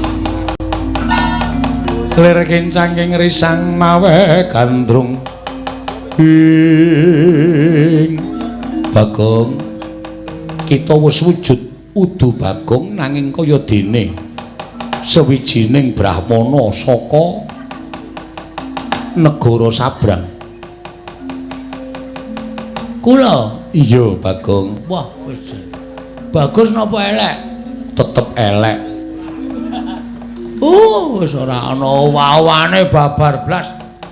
Kita nganggo jeneng utawa peparab Begawan Godo Githik. Godo Kirik. Godo Githik. Oh Githik. Iya. Kita munggah ana ing jagat. Kita mapan ana ing dedaratan. Mengko yen ana ratu ingkang nyuwun tulung kelan jeneng kita, tulungana dadi sarana kita ketemu karo Bagong ingkang gawe kucem jeneng kita Bagong. Non ngestaken dawuh Nyuwun pamit Pukulun, sing ati-ati aja kaya bocah cilik Bagong.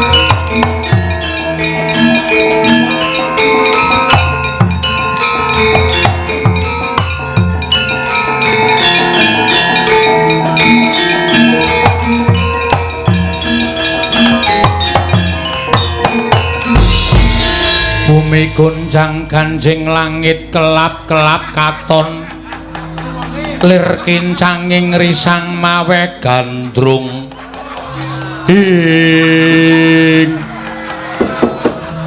dirungokke suluke ora ming Roma Roma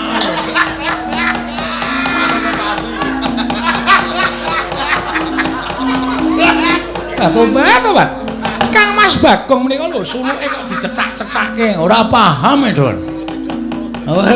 Wis rampung lekala tida kok isih ngeng mangowo apa sing manyura wancine. Inggih. Koko Prabu bekti kula konjo. Lho, Yai Ratu inggih.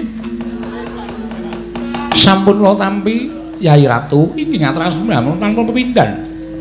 Dimas Janaka slamet Yayi. Kakang Bu kok kados mekaten lampanipun panjenengan mentala ngrujit dhateng manah kula.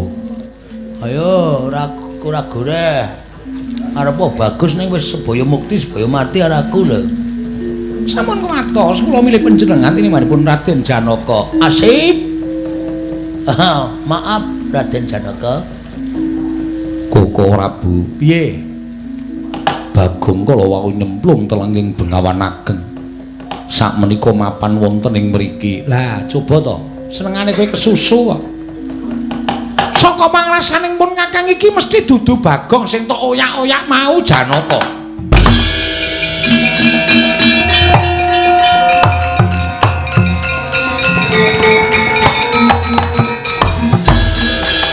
Bagong. Ana dawuh apa Raden Janaka? Ora pati nduga ngono. Menungso kang kaya kowe. Kowe wani bebingung atine Janaka. Luwih-luwih kowe wani ngrujit marang atiku. Apa kowe ora weruh yen to Kakang Mbok Banowati kuwi tetimbangane Janaka tata lair garwaning Koko Prabu Duryudana nanging batin Yai Ratu Banowati ku Kakang Mbok Ratu Banowati tetimbang aku. Kok sik. Apa Banowati iki bakul kok nggo timbangan barang iki? Iki prameswari. Tur wis sebaya mukti, sebaya mati karo aku. Kena kowe garwa karo Kakang Mbok Ayu Banowati. Yen iso nglangkai kuwandane Janaka. Oh, mati tenan mandi ucapmu Janaka. Loh, kowe lah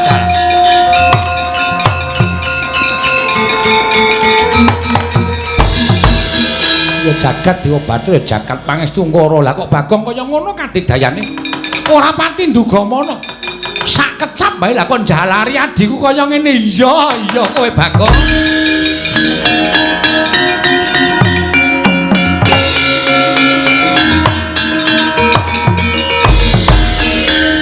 Piye? Aja kok Janaka. Lampuhe tak panteni kowe mati kok. Komeng Janaka. Anggere tak cekleke sakare modar kabeh. Saklar kok sakar. Sakar iki ya. Iya. Ngawur wae ora. Wis pokoke kowe kudu tetep dadi karo aku, Bang.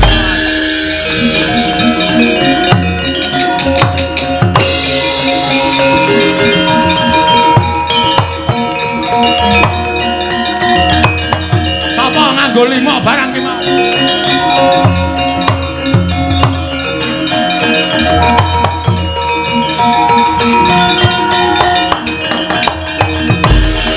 Koko Prabu menawi boten saking paduka tartemtu kula boten saged gesang tak ungkuli dayaning Wijaya Kesuma Siadi wis pulih kaya wingi-uni.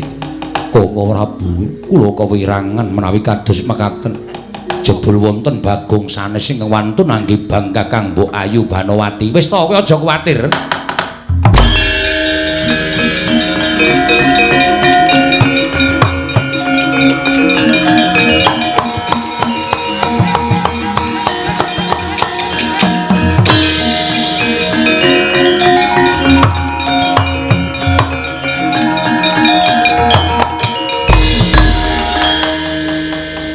Iki sapa? Ana pendhita kok turut dalan mangan. Kowe lah mesa konangan wis tak tutupi kendang jaipong e mesa konangan.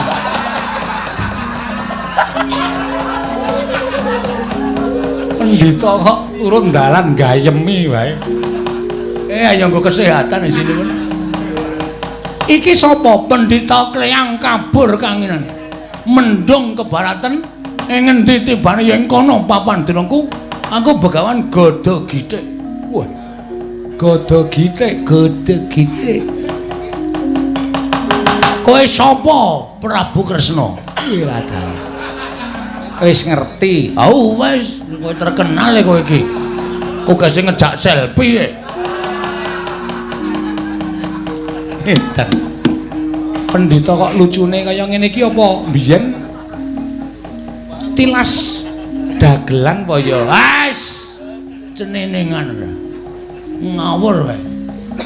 Janaka ana pendhita apik iki lho, dipun tumbaske mawon lho ora. Lho lah janakane ya atos ngono. Ana pendhita kan dituku. Anggepe ora Raden Janaka ora sak penake dhewe Raden Janaka. Rasa do kesusu tak gawene suwe menentek sik.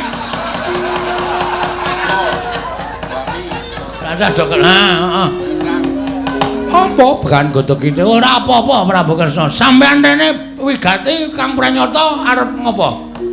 Aku arep nyulun tulung. Nyuwun tulung karo sapa? Karo sampeyan. Sebabe aku duwe mungsuh ampuhe ra jamak-jamak nek kowe iso mateni, kowe njaluk apa wae tak wenehi. Njaluk apa? Nembunga tak paringi wis to. Yakin? Iya. Nan? Iya. Aku dipijeti. Lho. Njaluk kok sak penake dhewe ora. Ora kena, ora kena. Kowe njaluk brana picis, njaluk apa tak paringi. Aku ora njaluk apa-apa. Aku nglakoni tapa ngrame. Kowe ngerti dhewe to, aku nggo sempritan. Gawa tuwet-tuwet iki supaya ning dalan ketok rame banget aku nglakoni tapa ngrame. Wis piye? Kersane piye? Ana Bagong ngewat Dewi Banowati, Bagong sing ning Ngastina kae maten ana. Bagong ning Ngastina ene to? Ana. Setan alas temenanan.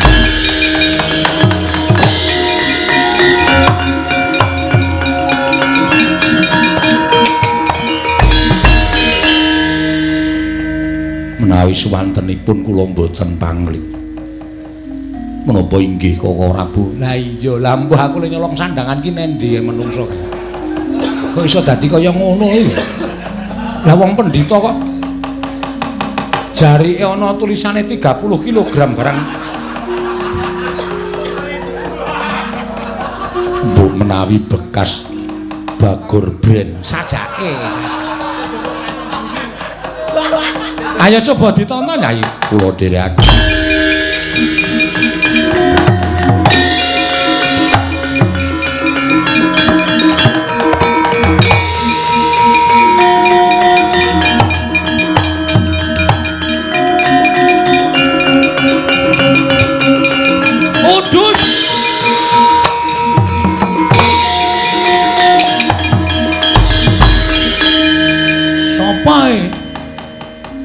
sasopa sapa?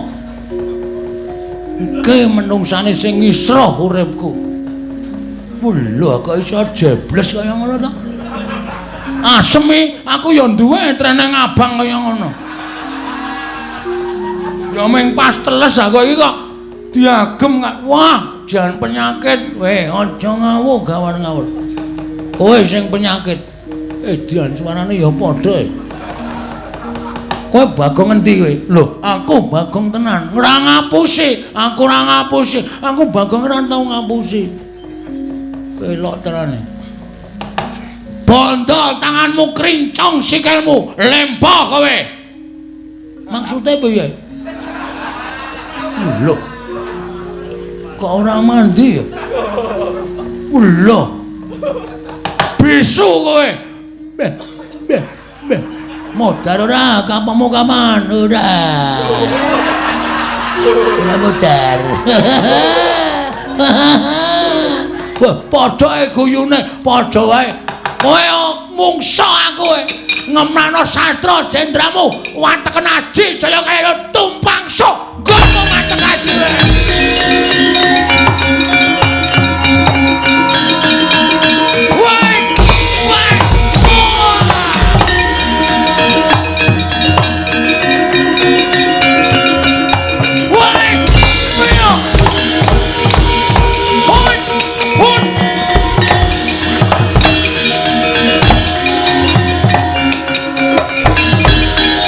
Kaya bekas pemain ketoprak kaya iso salto mundur barang. Sik. Iki aku kok ngedep kaca. Kaca tendhik kaya. Ora ngawur kowe sak karepe dhewe ora. Iki Bagong iki Bagong. Rumangsamu sak penake dhewe. Iki sing Bagong, iki sing Bagong, iki sing Bagong. Ora apa to?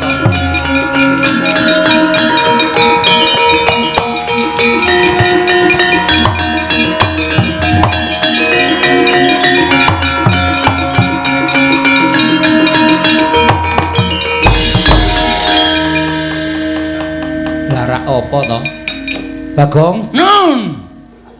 Wih, loro kabeh Janaka. Muni nun kabeh. Wonten dawuh sinuwun, wonten dawuh sinuwun. Lho. Suarane wae padha. Ponokawan Bagong. Nun. Koko Prabu. Sampun dipun pejahi mangke menawi gara-gara Bagongipun kalih malah sae. Aneh-aneh ya. Kowe iki mungsuh kowe. Kok tak iya ora. Piye ngene iki lar ngrampungi piye coba? Lah kowe iki iso ora mateni mungsuhmu Bagong? Mboten. Sing nganggo training ae sing nyolong Banowati. Sing iki ketoke Bagong sing tenan. Ampun ngawur sinuwun. Kula ingkang saestu niki wau kula dipaksa kon ganti training. Wo, nek ngono sing palsu sing mburi. Kresna. Ora ngawur, gawar ngawur. Iki lho, dimatke iki. Ngisore rong nandeng-andeng iki asli apa ora? Coba jalilen. Lho, gogrok ngono kok. Oh ya upil.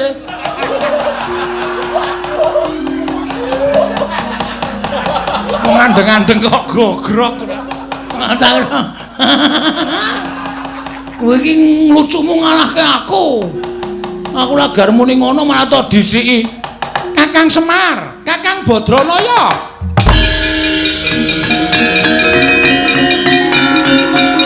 Wah.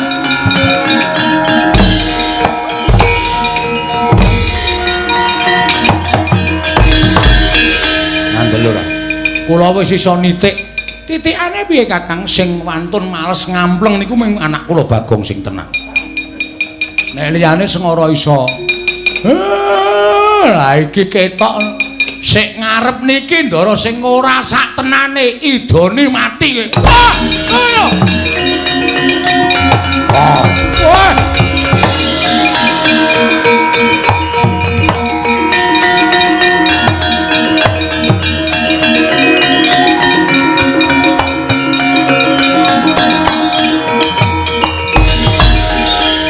Saramaya inggih sinuwun. perjineman dandang mangure. Lah kok dadi kowe dadi Bagong? Inggih supados Panakawan sak mangke kelepatan menawi kelepatan tumrap negari Ngastina. Panakawan baritipun jangka pejahipun dening Kurawa. Menawi Panakawan sampun pejah dados panganing baju barat. Lah rak apa to?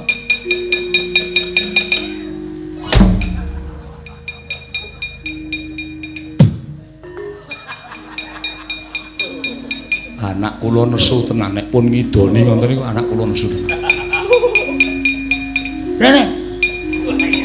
Aku njaluk ngapura Bagong, ngapura. Rene. Iya. Adombe. Moh.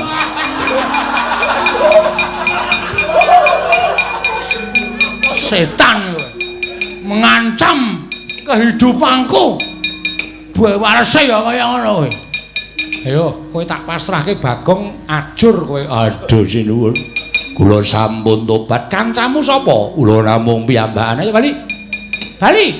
Kula dipun utus Iwang Pandya Betari Durga. Omong nek ora kelakon penjangane bali. Aja ganggu gawe katentreman ning papan kene, ganggu gawe celana. Tak pasrahke Bagong, mati kewirangan kowe. Aduh. Bagong, aku njaluk ngapura Bagong. 200. Iya. Ora bakal wegah nyotampanana. Matur nuwun. Iki 200 iki dienggo pembayaran lek kowe mirang-mirangke aku. Iya. Mengerti ra? Aku arep mati dipateni Ndara Janaka. 600. Waduh. Nyawa e? Iya, nyawa. Wis aku tak bali. Wis ngono minggat ombak gajuli kowe. Iya, Bagong. Wah.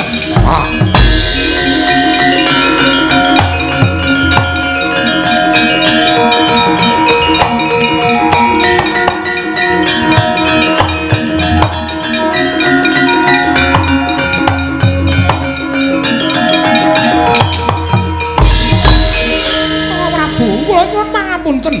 Menika wau kula kenging menapa kok Prabu? Lah rak tenan to. Merga daya kemandene Bagong sing kedadian saka perjineman mau, wekasan iso dadi malik paningaling Nyai Ratu Banowati. Panjenengan boten kenging menapa-menapa. Sakmenika kondur wonten negari Ngastina, sowan kersanipun ingkang Raka, lelados sak tataning garwa, lelados dhateng piyantun kakung. Ngestaken dawuh, sampun damel gelo. Ngestaken dawuh kok Prabu.